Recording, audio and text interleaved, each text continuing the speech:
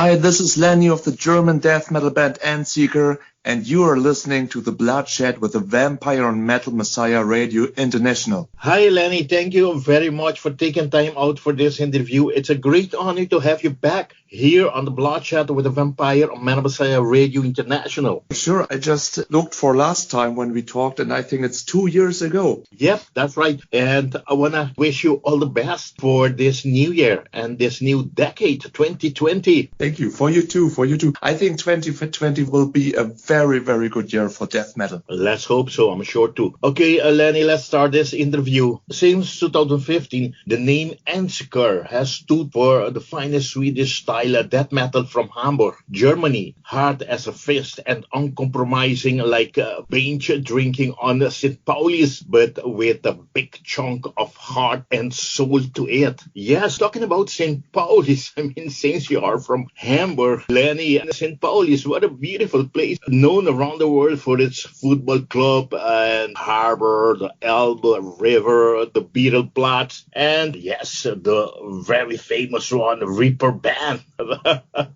Nightlife and districts. Yes, I have this great opportunity all the time that I arrive in Germany on my way to Wacken. We always stay like a couple days, 2-3 days, we stay hanging over Hamburg, especially St. Pauli's. What a beautiful place, Lenny. Yeah, sure. St. Pauli is a place full of sin, I guess, in history. Yeah, the day before, I just partied hard at the Reeperbahn, and so there are so many clubs, and I'm so happy that Hamburg has such a place where you can go and where you can meet your friends or new friends, and the bartenders are very, very nice. And yeah, the day before Wacken start, it's a big crowd of metalheads from all over the world there. Yeah, I saw the pictures, and it's just overwhelming. I mean, for me, metal is so international, and we are not enemies or something like that. So metal is just international, and I'm so happy that all the metalheads from around the globe just come to Hamburg and party with us.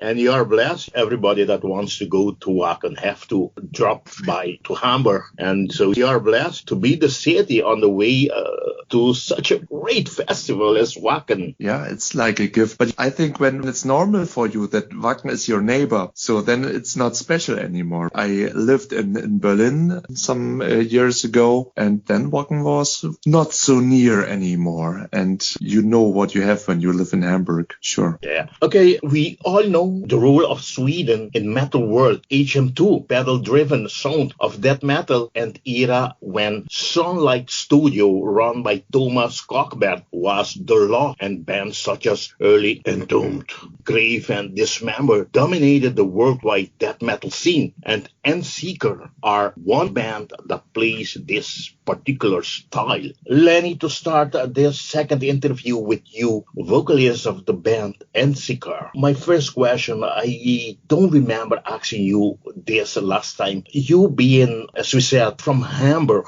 how is the metal scene there lately? And are there any other bands from your local scene that you would recommend? Wow, Hamburg has a very, very good metal scene. I don't know how it was 15 years ago or something like that, but nowadays I could recommend you about 10 or 15 bands, but I'm afraid to forget someone, and I don't want to hurt any feelings. But we have some very, very good and fast and brutal black metal bands, some death metal bands in the style of Cannibal Corpse, also some doom bands which are active international and play festivals all around Europe, and also some heavy metal bands which I just like. And so you can probably visit an underground metal concert every weekend when you want. I'm lucky again because I think the most famous metal location here in Hamburg is just 5 minutes away from me with the metro. And yeah, there are just some weeks in the year where you can visit, I don't know, concert every day of the week. So you have 5 days and 5 concerts, and you really feel exhausted after it, but also with new powers and so on. So I think the metal scene is very healthy in Hamburg, and I always see some new faces when we play, and also when I visit some concerts, there are always new faces and also young faces. So I think we have no problem with the metal youth. Yes, I believe you are blessed, man. I'm taking very seriously to move to Hamburg, man. Give it a try.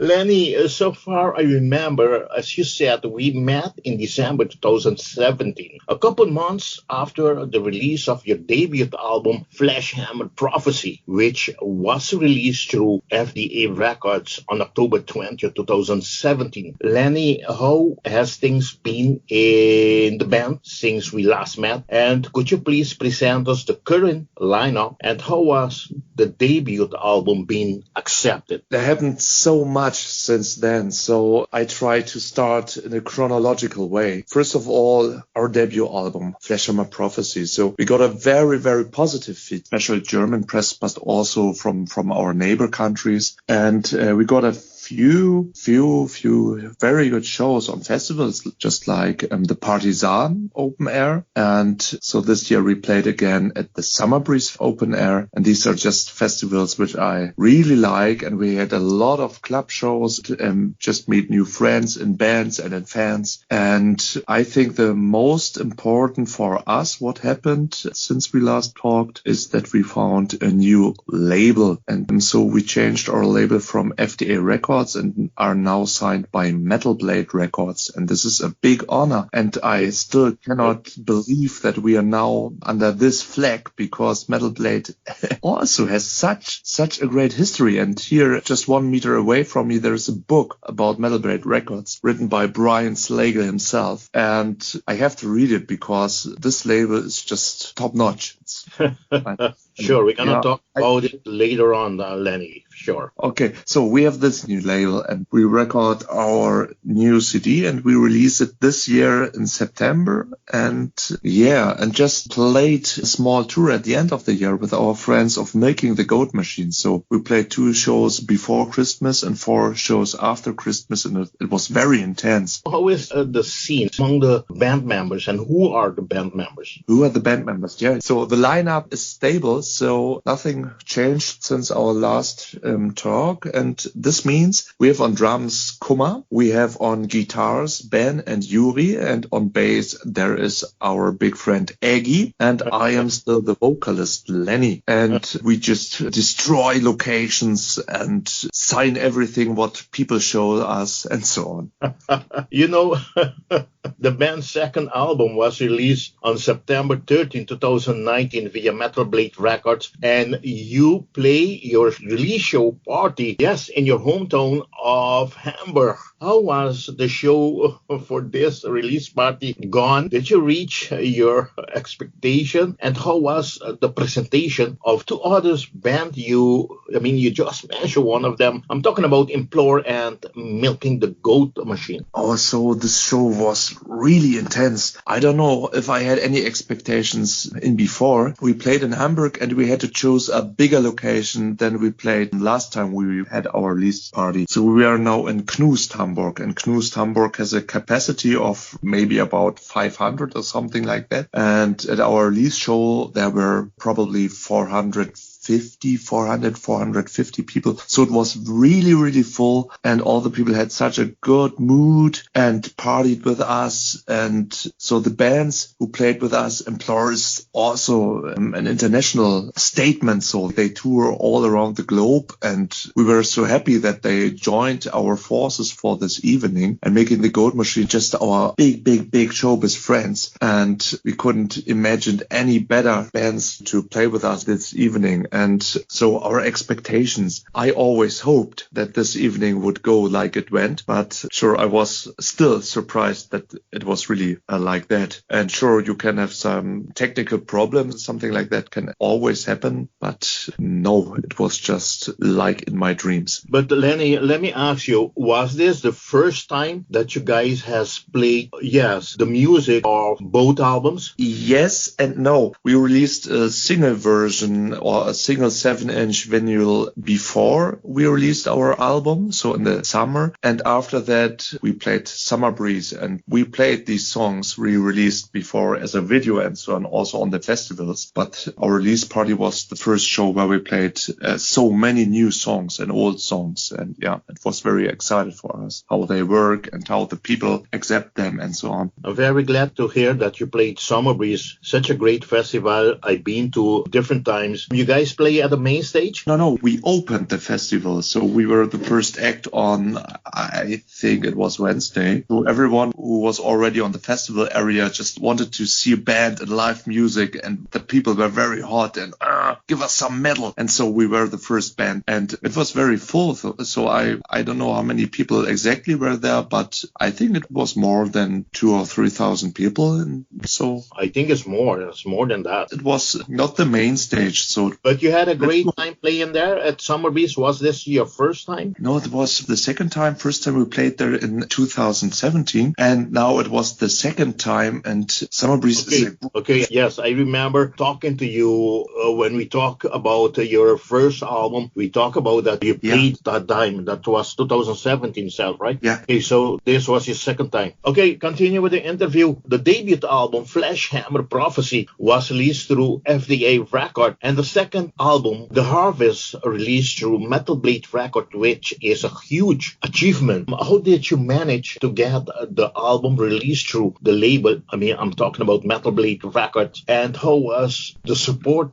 been so far? And what really happened to F.D.A. records? When we played our first show in Summer Breeze, we just met the A&R from Metal Blade Records, and we had big sympathies for each other and liked each other. And he saw our show there, and we stayed in contact. Especially our guitar player Ben is also a friend of the A&R, and they stayed in contact. And when it was about to release the second album, we just checked, is Metal Blade maybe interested to give us the support we hope for? And they said, okay, maybe please give us some songs in advance that we can listen, what we can expect for the next album. And so we recorded 4 songs and sent them to them. After that, they said, okay, we can work with that. So after this, we thought, okay, this is maybe the biggest step we will ever go as a band, because there is nothing more bigger than Metal Blade Records. Metal Blade Records, it's like the peak you can achieve as a band, just to land or to be on this label someday. And we have it now, and it was great. And since then, the support from Metal Blade is great. It's a family feeling, and as I said before, we released a 7-inch vinyl in advance before we released our album, and this was an idea of Metal Blade Records, because they saw, okay, this is much potential, and so let's see what we can do together and what can we reach together. And it's really like a family. I'm still very, very grateful to be on this label, sure. And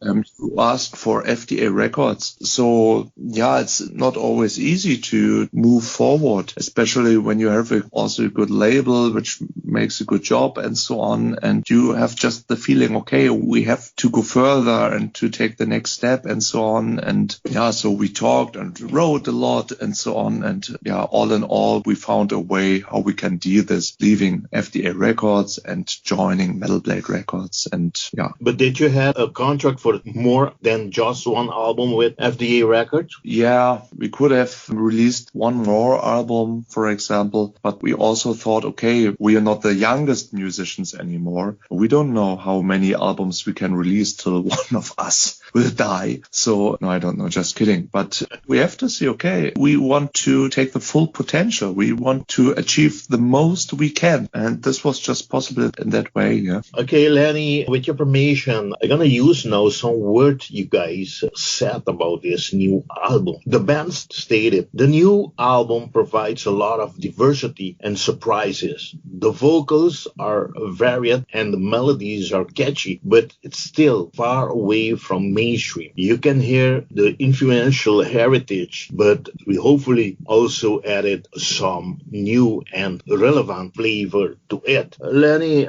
saying this, I want to ask you kindly, if you don't mind, to present us the album tracking list. Sure. The first track is Parasite. It's about a deep-sea anglerfish who lives in the dark deep of the ocean, and there's a sexual dimorphism between the male and the female, because the female is is very, very big. The male is very, very small. And in the past, they thought that that's a different kind of fish, but they belong together. And when they just want to copulate or to make some new babies, the male just bites into the female, and the female skin just grows over the male, and the male just dissolves into the female. And this is so fascinating. So the second song, Pulse or Pulse, I prefer to sing Pools, but it's Pulse for sure. And this is just about someone who creates a creature, give it to life, and this creature was made for destroying the earth. The third track, Cure. Cure is about someone who feels exhausted. Every day is just, that person just hates everything and has no energy for anything. And there's an idea how to get cured. And the cure is just cutting out the own flesh and eat it. It's maybe a self-meat or self-flesh therapy, I'd like to mention. Track 4, it's Spiritual Euphoria. Spiritual Euphoria is about the history of entertainment or horror entertainment for humans, because in the past they just met into some cineastic room or something like that. They took drugs and there was music and fog and everything, and they just saw some creatures from hell and so on. And I like it because the humanity is in search for horror and for all the cruel things of the world since its beginning, and this is very fascinating for me. The track 5, Horse of War. It's a song against war. It's a statement of us, because war is always together with greed and people who want to have some might and to have some influence and so on. And I always think, just why are there people who make war on the shoulders of normal people who will die? They are really horse. I don't like them. 6, it's our title track, The Harvest. The harvest is a symbol for earnings or for harvesting some souls, because the end is near, and it doesn't matter who you are, what you reached or what you achieved in your life, it doesn't matter. So the reaper will take your soul. Track 7, Epitome of Decadence. Epitome of Decadence is a song about our society again, about the decadence in our society, and it's based in the Roman Empire. And when you just take a look at the past and how they created the color purple, they created it out of snails. So thousands and thousands of snails were killed to create this color. And this is just crazy, because purple was the color of the rich. So when you had a purple cloak, people saw, oh, wow, we achieved so much and so on. But I mean, is it cool to kill so many organisms just because of a color? So this is crazy. Track 8, Immortalized. So my inspiration for lyrics are often taken from newspaper articles and so on. And I read a newspaper article about some scientists who were able to let a pig brain alive for about 5 hours. They took it out of the pig and let it live for 5 hours more. And I thought, okay, how will it be in the future when I don't want to die? So they will take my brain after my body is done, and they will conserve my brain and conserve my thoughts and everything what was my life. But how is it to exist without sense organs and in darkness, alone? So this is my vision for the immortal life. Track 9, Vicious Devourer. So there was my inspiration of a YouTube video I saw one day, and it was a big frog in a glass box, and the frog got food and again and again, and it was not normal frog food. There were snakes, scorpions and everything like that, and the frog was so greedy, and he ate and ate and ate. He ate everything what he got. And my thought was, again, okay, it's just like humanity, because we eat, we get, we grow faster, more, and this frog gets bigger and bigger, like humanity gets bigger and bigger. And at the end, this was then my thought, the frog is so big and cannot move, can't consume anything anymore, and is just the next food for someone else. Okay, and the last track, it's track 10, Symphony of Destruction, a bonus track. Lenny, I want to thank you very, very, very much for describing us the album tracking list. You're welcome.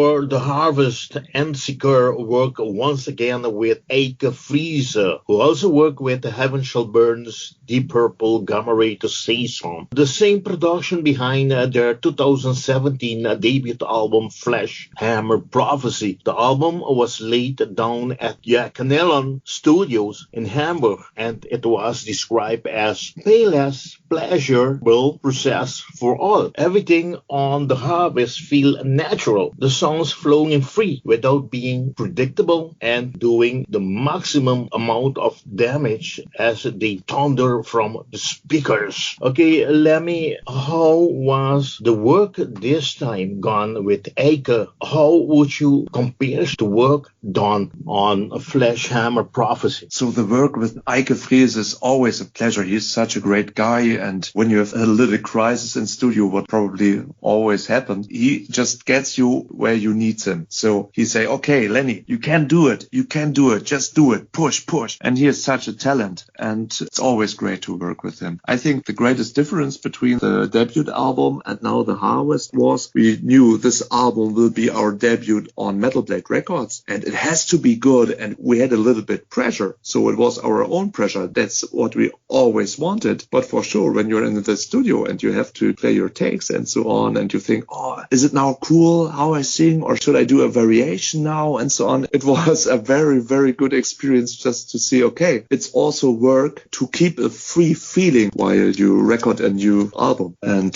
I know from the guitar players, the biggest task was to make a more transparent sound, like you mentioned, and still kick the ass. Okay, very good explanation. ENDSEEKER has chosen to do a cover of Symphony of Destruction of legendary Megadeth as a bonus track, yes, on this brand new album in a lower and heavier tone with the death metal vocals instead. Lenny, I mean, what's the purpose? What's the reason you decided to add this song as a bonus track on this new album? At the beginning, I have to mention that we didn't plan to record just a bonus track or a cover song on this album. This was not our plan or not our intention from the beginning, but when Metal Blade came with the idea, let's release a 7-inch before, they said, okay, you can put one of your songs on the A side, and on the B side you can do a cover song. And then we began to think, okay, that's a cool idea. And we thought about songs which has a cult factor, a cultural factor, which are very famous and which we would love to listen to in a death metal version and so on. And we had some ideas, but every time someone just said, okay, no, because not perfect and so on. And then someone just came with the idea, hey, what's about Symphony of Destruction? And everyone was just, okay, that can work. And so we did some rehearsals and played it in a death metal way and recognized, okay, this works very well. But we still had the problem because of the solo, which is very complex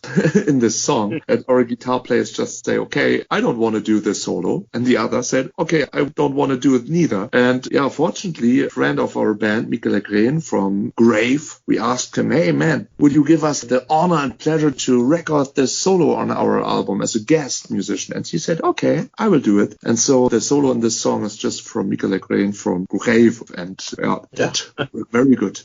Yes, it's a great honor for you guys to have doing the solo. Yeah, sure.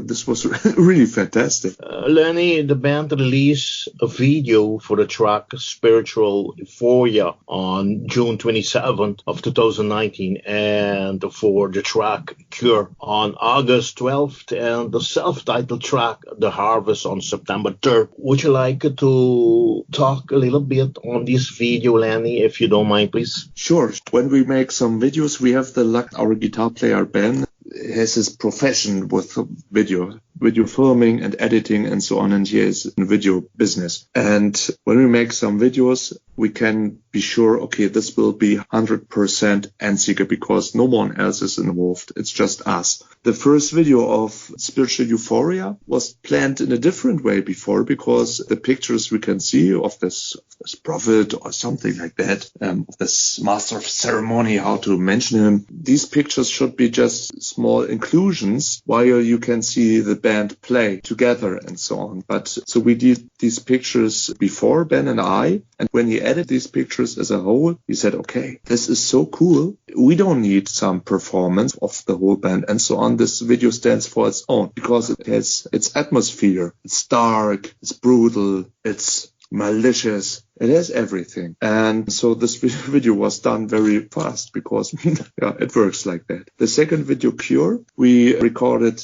in St. Pauli, where we come back now. There is a location called Bahnhof Pauli, which means Station Pauli, so like a train station. And it's a very cool location because it has these big fans and metal everywhere and so on. It's a very good location. And we just say, okay, now the performance video comes. And after that, for sure, the title track had to be released on the release date of our album because of reasons. And we say, okay, it should be dark, but it has also to show us play, but in detail, and it has to be dark again. So I like every one of our videos. I'm very satisfied and very happy that we have Ben in this band who can do this magic with us. Again, 3 to 4 months after the release of the album, do you think there will still be more videos to be released? Yeah, we talk about this, and I'm really looking forward that we will recording some new videos in the future. But for sure, the last year was very busy, and because of this video recording and video filming and the promotion and the gigs. We played a lot of gigs last year, and there was not so much air to breathe. I think now, with a little distance between the release date and now, we have some more power to make some new videos now. Lenny, the band just played last week, December 28th, in München at Backstage München. How was that in general gone? Who else played there? Oh, it was incredible. I think it was one of our best shows we ever played. So the Backstage München is a superb location. It has a great team, and I would say it's the metal mecca in Munich. And so when we played there were about 350 people, I think. So it was very, very full, and we played there with Milking the Goat Machine together. We just made this small tour at the end of the year with Milking the Goat Machine, and they headlined, and we were co-headliner, and people went out crazy this evening. They just screamed the name ENDSEEKER, ENDSEEKER, and it was hard to make my normal talk on stage because there was such a wall of ENDSEEKER screams, and I really enjoyed it. And people just came to our merch after the show and bought some stuff, and there were really good talkings with the fans and so on. So I enjoyed Munich. And the only problem was, before our show, we just made the decision to visit the Wirtshaus in der Au, which is a restaurant in Bavarian style, and food is very, very good, but also very heavy. I saw the picture when you guys were eating. Yeah, man. Yeah, it was really so much food and so much beer and so on. And we ate and ate and ate. And when we went on stage later, I think every one of us felt the food in the stomach. It was, I think, the mixing of suffering because of the good food and the crowd which went crazy. This was just very intense. Yeah. Lenny, I see that you guys have different shows, dates booked for these upcoming dates and months. Please don't you mind to share with the audience when and where will the band be playing, and what about the summer festivals for this year, 2020? Oh, okay. I try not to forget something because I don't have it here in written form. So in January, we will play in Wolfsburg at the end of January, and January the 25th, we'll play in Wolfsburg together with Rage, Breaking Your Neck festival, and this will be a blast, of course. And in February we will play in Kassel and in Siegen, the Siegener Metallergeballer. I'm looking very forward to play these shows because Kassel is always good to play there. The people are very, very good. And in Siegen we never played there before, but I'm really looking forward to change this. And so in summer we have some festivals just like Mosh im Mai and something like Fuck the Commerce Death Feast open air in Andernach, and I shouldn't forget something, the Nord open air in Hessen. So I'm very happy that we will play in Essen this year, and also on the whole area. We haven't played before. It's very, very, very cool. And I hope I don't forget someone, but I don't know.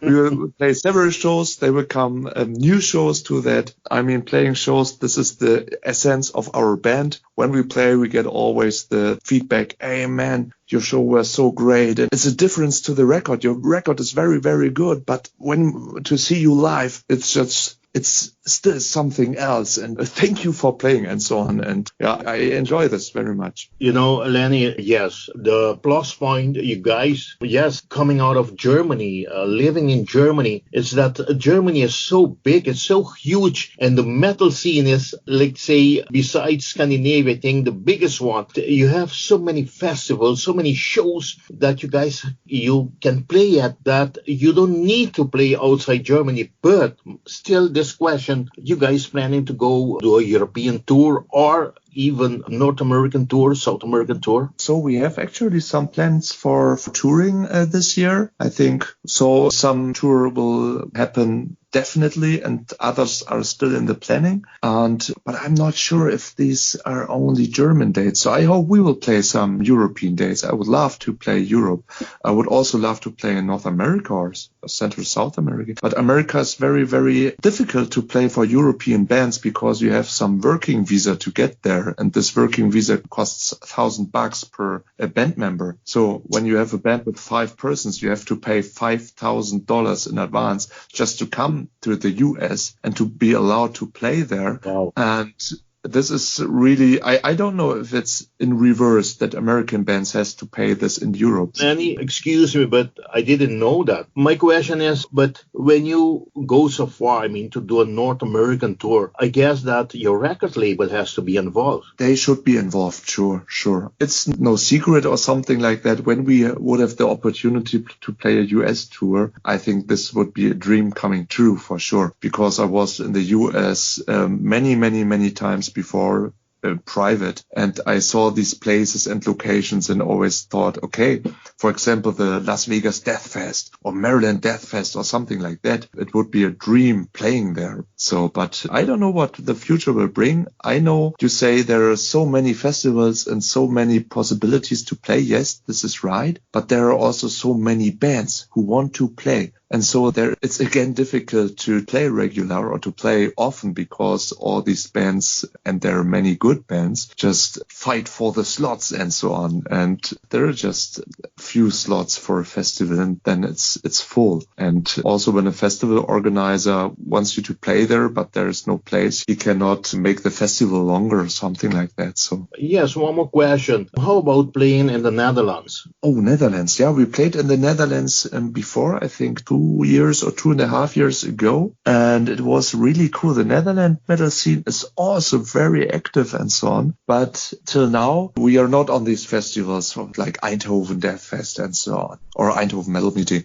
I hope that this will come in the future as well. So the Netherlands Death Fest. You even have the Stonehenge Festival. Sure, we look always on the bands who play there and think, oh man, it would be so cool to play with these bands together on that festival. This would be really cool. But I'm positive that the future will bring us there too. Lenny, almost at the end of this interview, I want to do the second statement that guys, the band has said about this album. With your permission once again, the album released in September, which coincides with traditional harvest season, which was a source of inspiration for the record. It's where nature starts to shut down. Fruits ripen, fields get moved down. People and animals start to prepare for winter by stocking stock and a time of death. Leaves fall off the tree. And yes, hibernation is coming closer. The days are getting shorter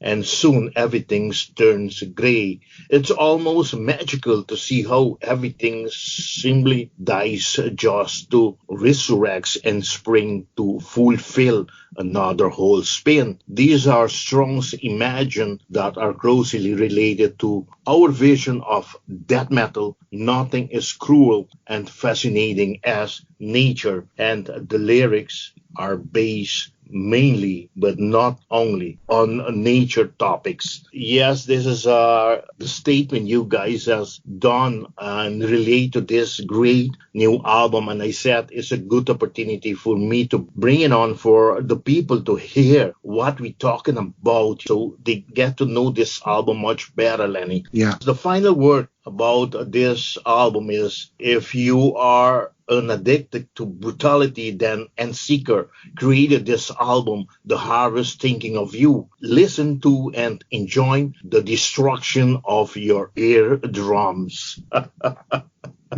Lenny, before I leave, I'd like to ask you about the different format this album is available, and how about the album cover artwork? It's so fucking amazing. Who did it? Thank you, man. So the cover artwork is made by the South Korean artist Elbe River. He also made the cover artwork from Flesh Hammer Prophecy, but you see there is a huge difference between the last cover and now the recent cover artwork. It was our wish just to make it a little bit not so full like the last time, but very, very morbid. And there's also the symbolism with the crown of the king, and one of these skulls who hangs down just has this crown on his head. So this is also a symbol for the Reaper, who doesn't care if you're rich or poor or smart or dumb. It doesn't matter. And so this is just the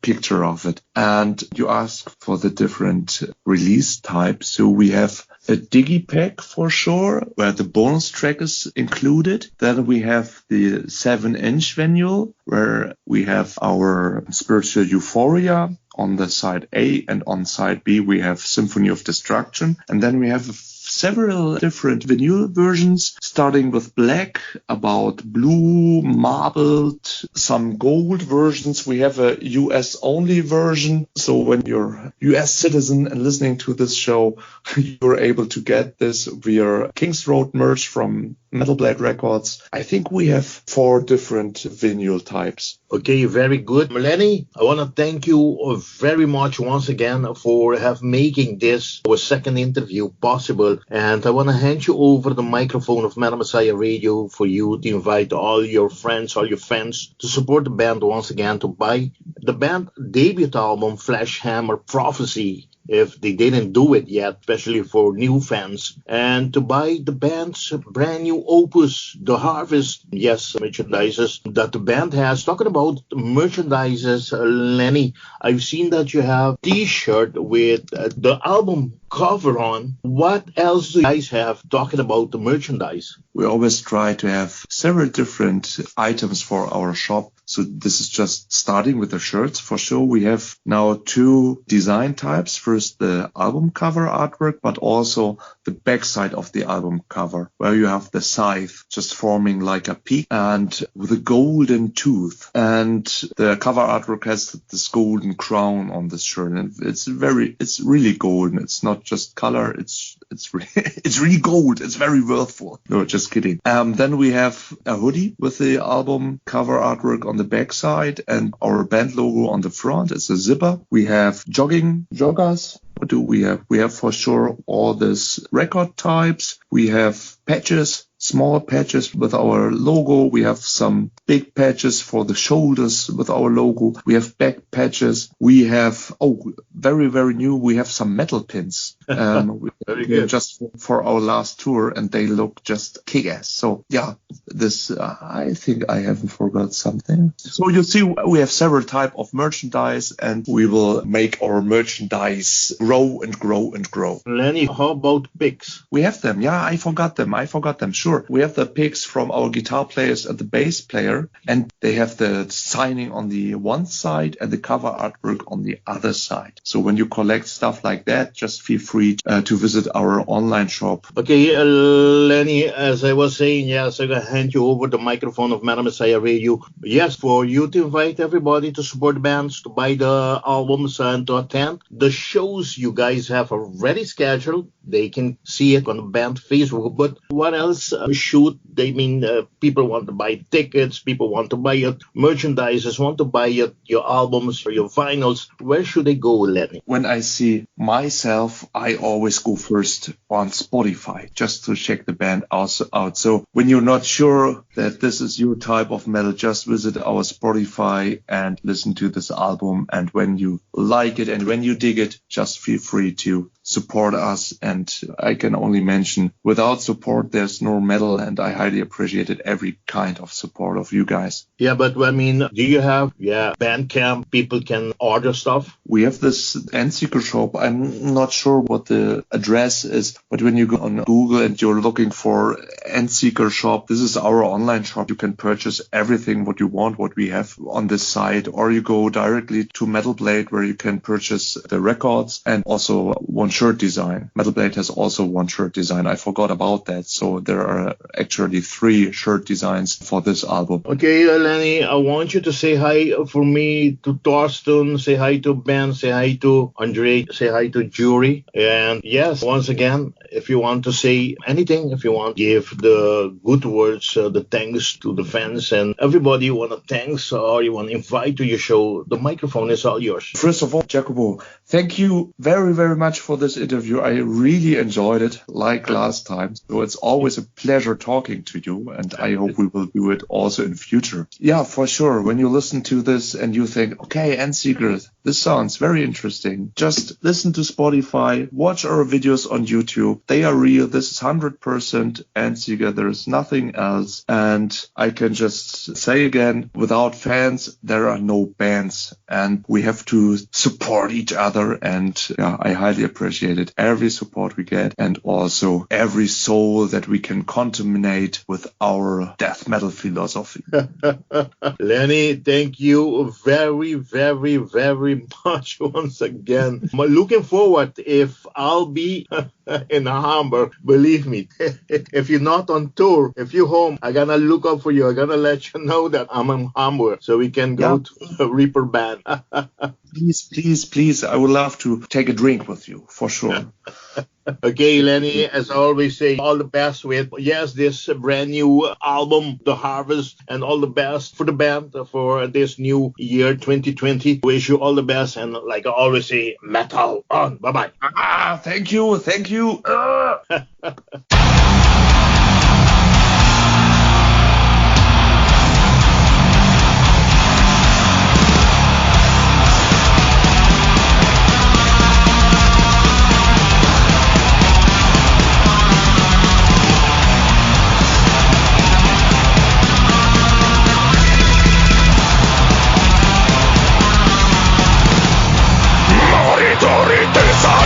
Gathering the troops, the wealthy flourish arrogant, the earth's recruit.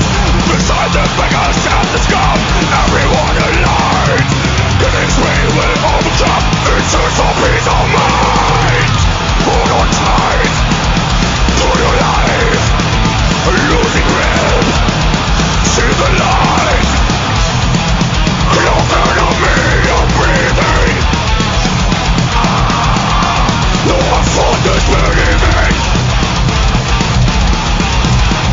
For this believing. It's life and bound. There's no escape. For this morning's weakest, strongest and the hardest.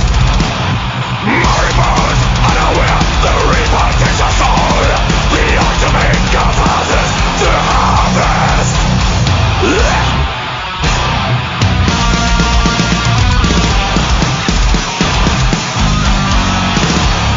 Driven root to multiply.